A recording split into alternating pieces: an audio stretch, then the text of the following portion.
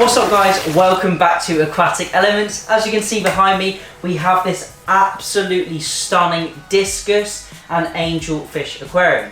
Now in today's video, we are going to be looking at this aquarium. We're going to be looking at the inhabitants, what's in the tank, the aquascape, and also the filtration as well. And make sure you stay tuned to the end of the video where we're actually going to be heading out into the garden to check out a recently constructed koi pond and some of the amazing bonsais and plants that John has to offer.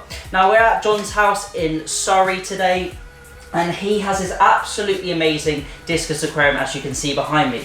Now this tank is approximately 800 litres and we have a full sump system underneath. Now going on to the aquascape of this tank, you can see we've got a layer of gravel. We've probably got about 60 to 80 kilos of gravel on the bottom of this system with a really large central piece of bogwood in here. It adds a really nice central focal point, and then it looks like it's going for, is it the Dutch method I believe, which is a full planted tank where you have loads of different plants as the aquascape and you don't have so much of a hardscape like rocks or so much wood in the aquarium. Now we can see that we've got different species of Anubias. We've got some larger leaf, we've got some, I believe this might be Nana Petite and maybe a Anubias Nana down in the bottom section down here. We have a few other plants as well, mainly the Anubias. We've also got a crypt here, not quite sure on the species of this one. And that is the sort of main scape. It provides loads of foliage, loads of cover for these fish. And as you can see, even with me moving around at the front of the tank, these fish are not scared at all. Now the Discus fish do really well in groups, as do the angelfish. And I believe we have the Makampuru, hopefully I'm not pronouncing that incorrectly, angels, and we've got some Orinoco autumns as well, which is really good to see in these nice groups. I think there's around 15 to 20 angels in here, and then we've got around 20 to 25 Discus as well. Now these are pretty big Discus. You can probably see next to my hand, these are about the size of my palm, probably with my fingers as well. So these are around 5.5 inch to 6 inch fish in diameter. Really stunning. You can see just behind me here we have a few more. Now the tank is kept at about 29 to 29.5 degrees. A 50% water change is done on the aquarium every single week, sometimes bi-weekly, but mainly I've been informed by the owner that he does a water change every single week with just normal tap water. Now these fish have been acclimated and grown up in tap water. All of these fish are not wild caught, they are all either F1s or captive bred, meaning if they are F1, meaning that they have been bred from wild fish, and the others are captive bred as well. A really stunning display. We've also got some rummy nose tetra, we've got loads of cardinal tetras. There is also a pair of rams you may see throughout the video. We've got some super white plecos, and then I think we've got a few different shrimps, maybe some giant African fan shrimps and also some Amano shrimps as well. I believe there are also some diamond tetras in here. We've got a huge array of tetras. I think we've probably got about 100 to 120 tetras, and the owner says he doesn't really see any or encounter any predation with the angelfish or the Discus. They've got so much cover, there's so much space in this aquarium. This aquarium measures 6 feet long by 2 feet front to back and then 2 feet tall. And then obviously we've got that huge sump section underneath, which we will get onto in a moment. Now we've got 2 weirs, one in each corner, and then we also have our return pipes where we've got a nice flow through water going through the system, down into the filtration system and then back up into the main display. Now I believe this Discus tank has been running for about 2 years, and we actually featured this aquarium previously on the channel. I think it may have been even 2.5 to 3 years ago, where it was actually originally housing fancy goldfish. It was a really stunning display of fancy goldfish, but the owner, just like me, decided to change to something different and experiment with a different species of fish, and I think he's done an absolutely wonderful job with some stunning fish in this aquarium. So we've looked at the aquascape, we've looked at what's in the tank, and we've also looked at the stocking. Let's head down into the sump section, and now we can take a look at the filtration before we head outside and check out the koi pond. Now it's not the easiest thing to see this sump section, as it is very dark. and we have a little bit of a mishmash of media. Essentially, the water is coming down this overflow pipe. We've got both of the overflows coming down into this section where we have the filter sulks. Now these are removing any of the physical debris, and these remove these out of the water, so we're not getting too much of a heavy build-up of actual detritus and dirt in the biomedia section. Now in the biomedia section, once that water's gone through, we have a trickle tower just here. We also have loads of Jap mat, so we've got loads of Jap mat down in both of these sections. I believe we might have a bag of Purigen as well to remove any chemicals from the water. Works quite similarly to carbon. And then down in the bottom section, we've got loads of alpha grog, and we've got some Eheim media and Eheim substrate as well. Now this aquarium was actually previously a marine tank, so you will see quite a few different bits of pipe that are now redundant. And then obviously we've got our pump which pumps back up into the display. Now on the other side of the cabinet, we have an actual additional piece of filtration. We have a big canister filter where one of the pumps is actually going to, one of these pipes is actually going to. So let's check out that on the other side of the tank.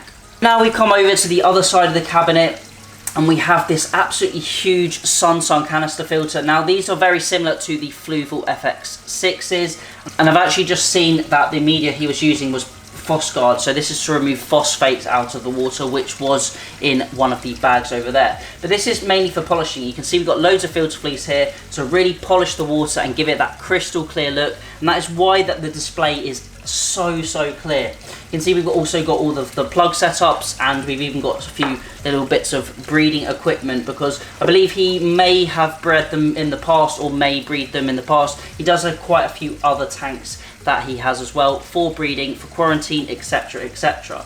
So that is it on the Discus and Angelfish aquarium. Now we're going to head outside and have a quick look at the koi pond, also a few of the bonsais for any of you plant guys that watch. We've got a really amazing array of bonsai and succulents, so we'll head out there in just a second, but I just wanted to take one final look at this absolutely stunning aquarium and just really say how well of a job he's done keeping these amazing sensitive species and having such a good success with them. But that's it on the tank. Let's head outside and let's check out the koi pond. We have now come outside to have a close look at the koi pond. Now it is quite difficult to see because you may notice it has been raining and the garden is really wet. I am going to show you some of the amazing bonsais as well that he's got behind the camera, and you may hear some of his owl collection actually in the background, but unfortunately I won't show you the owl collection today. But he has got some absolutely incredible owls here in his aviary. So this is the koi pond. We've got a mix of goldfish and koi in there at the moment, and I believe very soon he's going to be adding some more koi to his collection. Now there is also a sturtlet sturgeon in there, an albino one. Let's take a little look at the construction of the koi pond, and I'll try and show you the fish, but it's going to be a little bit difficult as it is a bit overcast and rainy today. You'll be able to see up behind me we have the koi pond, and we've actually got this blade waterfall running at the back, and you can see a few of his succulents just along that back wall. Now I said it would be really difficult to see the fish, as you can see, because they're right down in the bottom. The pond is about 1.2 meters deep, which is why you're not really going to be able to see the fish today. Unfortunately I didn't bring my underwater camera, but you can sort of see this is the construction of the pond. We've got these sleepers here, so it is 4 sleepers out of the ground, and then I believe the pond goes about 30 centimeters below the ground as well, and he's finished it with this painted decking. Now I actually built this very quickly, built this over a long weekend. Now the pond itself, I don't know the total volume, but it looks to be around maybe 6,000 to 7,000 litres, 6,000 litres, something like that. And then back in the corner we have a large pressure filter which is just regularly cleaned. Now you can definitely put some bigger filters like the Nexus Easy Pods or the Nexus 320s or multi-bay filters, bead filters. There's so many different filters you can use for a koi pond, but they've chosen to go for a really simple pressure filter and just keep on top of it, keep on top of that maintenance, and really just not overstock the pond. So that is really the pond system. Very simple, very easy. Unfortunately I can't really show you the fish as it's so gloomy and you're going to really struggle to see them, but I have overlaid a little bit of footage to try and capture them as best I can. Let's have a quick look at some of the plants he's got around the garden, and then we can wrap up the video. But now I'm just going to take you on a little tour around the garden, nothing too extensive, but I just really want to show some of these absolutely stunning bonsais he's got here, and he's also got some more further up the garden.